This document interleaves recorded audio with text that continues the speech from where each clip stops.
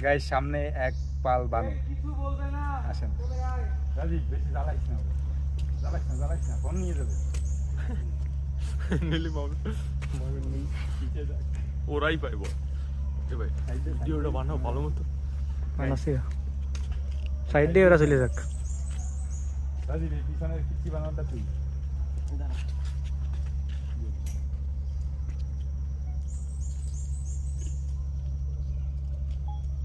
একটা ধরে পকেটে নিয়ে গাইস ভয় পাচ্ছে ওই ছোট্টারে ছেলে পিডে উঠছে মাল তুই যে সামনে আসতেছে মোহনেরটা শেষ টোট গাইস এখনো আছে সামনে মাইন বেল লোক এটা